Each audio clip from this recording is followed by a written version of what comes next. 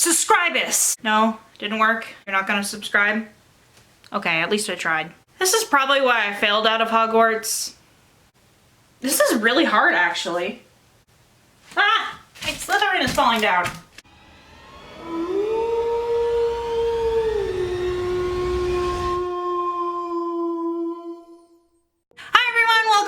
To my channel. Today I got my house scarf, I got my time turner, and I got my Luna Lovegood wand, and today we are going to be sorting Broadway characters into Hogwarts houses. But before we get started, I'm Sophia Lovelace and I post theater videos, comedy videos, and style videos. So if any of that stuff interests you, make sure to hit the subscribe button down below to be notified when I have new uploads. I upload around once a week, so you do not want to miss out when I have those uploads. So far I've written a list of characters that I'm going to decide on the spot which house they're going to end up in. Based on my opinion alone, I'm going to sort the characters either into Gryffindor, Hufflepuff, Slytherin, or Ravenclaw. So if you disagree with me, make sure to leave a comment down below letting me know what characters you think go in what houses. I am a Ravenclaw myself, that's why my scarf has blue and kind of, I think is it bronze? This is based on the book colors. So the first person on this list is Phantom of the Opera. So this one is going to be maybe a controversial one. That's probably why I picked it first. But the way I would describe each house is that Gryffindor is for the brave and people that like to do what is right. Hufflepuff is for people who are loyal and love having friends and being loyal to their friends. Ravenclaw is the desire to learn, and also it's for people who are creative. And then Slytherin, which is for people who are ambitious. Not necessarily evil, even though the movies kind of make it look that way. It really is for people who are ambitious and have big goals. And ambitious to me means someone who is constantly trying to meet their goals. Not just having goals and they're not just a dreamer, but somebody who actually goes out of their way to make these dreams come a reality. And even though a lot of people would sort the Phantom into Slytherin, in my opinion, I don't think he's very ambitious, or else he wouldn't be living in the basement of an opera house. He has these big dreams of being a famous composer, but he doesn't do a lot to meet those goals. He kind of just hides out in his basement and hopes that Christine does all the work for him. So that is why I would put the Phantom into Ravenclaw, because he has a desire to learn and he's quite creative, but I don't think he's very ambitious. But Christine, I believe that she would be a Hufflepuff. Throughout the story, she is both loyal to the Phantom and Rao, and she has to choose, and she struggles to choose who she's going to be loyal with. Because being with Rao makes the Phantom upset, and being with the Phantom makes Rao upset because obvious reasons, the Phantom is going around killing people. But I think the very fact that she struggles so much and she wants to make both parties happy makes her a Hufflepuff. But Rao from Phantom of the Opera, my gut is telling me that he would be a Ravenclaw. The reason being is that he loves the arts. He doesn't necessarily need to be ambitious because he's already la vicomte de Chagny. Maybe you could argue that he could be a Gryffindor because he did like dive right in and try to fight the Phantom as soon as he could after the Red Masquerade scene. You know what? I'll go with Gryffindor because Gryffindors like to do the right thing, and I feel like Rao is trying to do the right thing. So the next one is Hamilton. I think I'm gonna go with Ravenclaw because it was very important to him to get a scholarship to King's College. He's always writing academic papers. Burr is definitely a Slytherin. He is constantly changing political parties. He's doing whatever he can just to get ahead in the political game. He's definitely an opportunist, so Slytherin. I would also argue that Angelica fits under Slytherin because she didn't go with Hamilton because she wanted to help her family out financially by marrying someone of the same class. And even though later on she regretted not marrying Hamilton, her main priority is helping her family and keeping her status. I think that Eliza is a Hufflepuff because she remains loyal to Hamilton, even though Hamilton like cheated on her. Peggy just wants everyone to get along. I think that's a very good sign of a Hufflepuff. I think that Maria from The Sound of Music is a Gryffindor Going to a completely strange town and a completely strange house to teach a bunch of children, that takes some guts, and Maria is a tough cookie. She stands up to the captain and she stands up for what she believes is right. Even though she struggled living in the Abbey, she still had this desire to do the good, the right thing. Leo and Max from the producers are definitely Slytherins. They didn't do, sorry. They're doing anything that they possibly can to produce the worst musical ever just so they can get more money. And yeah, they're just definitely Slytherins. Glinda from Wicked, I would also say, is a Slytherin because she's very ambitious, very goal-oriented. Also, she sacrifices her friendship with Elphaba just so she can have a more successful career and status. Elphaba, I would have to say, is a Gryffindor. I don't think she would be a Hufflepuff because her desire to do the right thing goes above her friendship with Glinda. Roxy from Chicago is probably a Slytherin. She sacrifices her relationship with her husband just to get fame. Velma from Chicago is also probably a Slytherin. I feel like these two characters, even though they're different from each other, both fall into the category of Slytherin.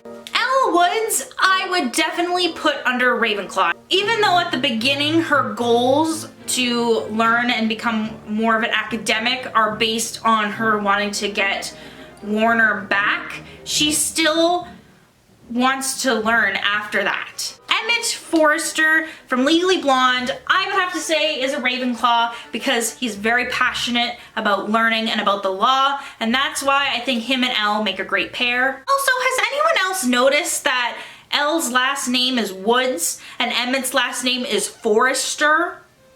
Woods, Forrest. Sophie from Mamma Mia, I would say, is a Hufflepuff. She wants everyone to get along. Donna is a Gryffindor, not afraid of conflict. She wants to do the right thing for her daughter. Veronica from Heathers, I think, is a Gryffindor because I think even though she did some questionable things in the show and in the movie, she wanted to do the right thing. She knew what the Heathers were doing wasn't right, so she wanted to stop it. Later in the story, she discovers that JD and what he's doing is not right, and she stops that. JD is definitely a Slytherin because he cares about his goals and he cares about how he is going to get there. And he is not completely selfish because he cares about Veronica. However, he doesn't really care about things like the law. He kind of sees that whatever measures he needs to take to complete his goal needs to be done. Heather Chandler, I would also put in Slytherin because she is a bully and is mean to people, and she just wants to complete her goal. I don't know if I would put Heather Duke into Slytherin, just because I feel like ambition to me is someone who has a goal and does everything they can to complete that goal. Heather Duke, on the other hand, she kind of just waits for things to happen. So she wanted to be Queen Bee, but she didn't really do anything about it until Heather Chandler died, and that was a result of Veronica and JD's actions. So she doesn't really go out of her way to complete her goals. Well, I hesitantly put her in Slytherin with Heather Chandler, but I think Heather Chandler is more of a Slytherin than she is. Heather McNamara, I hope I'm pronouncing that right. Heather M is a Hufflepuff because she wants everyone to get along. She wants to have a friendship with the other Heathers. She's not really brave because she gets pushed around by the Heathers. She's not really a Ravenclaw because didn't she say she was failing math? Yeah. Well, I mean, you can be a Ravenclaw and not be good at school, but the fact that she's getting too wrapped up in the Heathers drama to do well and to study in school, that's a sign that she's not a Ravenclaw.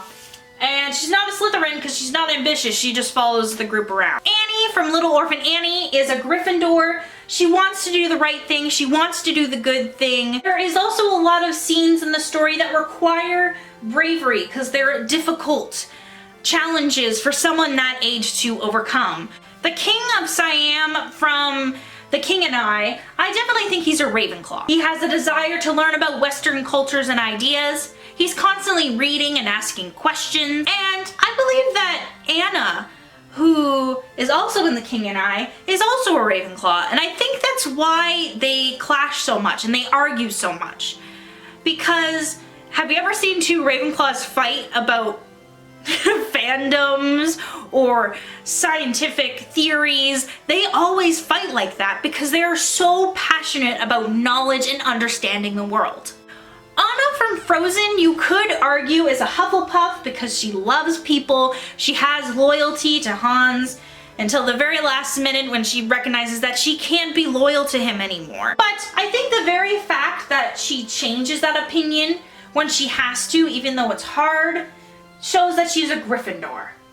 She also does a lot of things like trekking through the snow, fighting off wolves to help her sister. I feel like Elsa from Frozen is a Gryffindor because she wants to do the right thing, even though she doesn't really know what that is. Janice from Mean Girls, she could be a little bit Slytherin. I think she thinks that she's a Slytherin.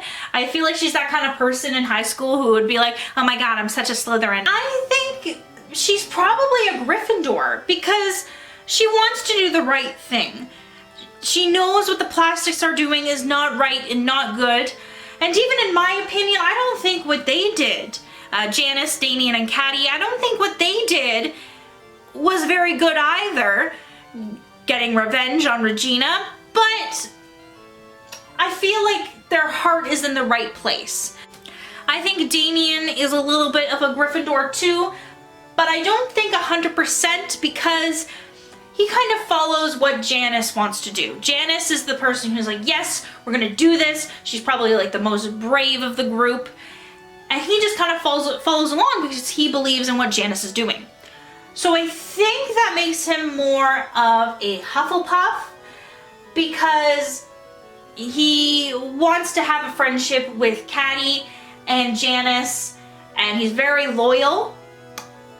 So I think he's more of a Hufflepuff, but you could argue that he's a Gryffindor, but I think he's a Hufflepuff. Regina George is probably a Slytherin because she wants to meet her goals. She doesn't care that Gretchen is suffering or is worried, or she doesn't care about the emotional suffering she causes to other people. Gretchen is an interesting character. She is very similar to Heather Duke in the Heathers, which makes sense because Mean Girls is slightly based off of the movie Heathers. Because Gretchen has these goals, but she is more of a follower. She, like I said, ambition means to me someone who has a goal and is willing to do a lot of things to complete that goal. A lot of hard, difficult things to complete that goal. So I don't think Gretchen falls into Slytherin. I think she falls more into Hufflepuff.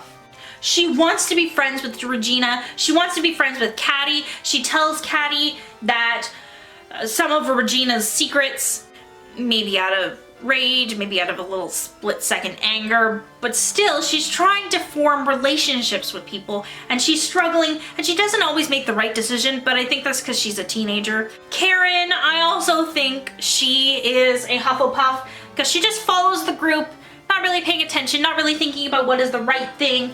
She doesn't really have any goals, so she's not a Slytherin, and she doesn't really have a passion for learning. Oh, Caddy from Mean Girls, I think that she's a Ravenclaw. She likes to study, she likes to be creative. So that is the end of my video today. Hopefully you guys liked it, hopefully you guys enjoyed it. If you did enjoy it, make sure to hit the subscribe button down below to be notified when I have new uploads. I upload around once a week, so you do not want to miss out when I have those uploads. In the name of Dionysus, the god of theater, make sure to subscribe.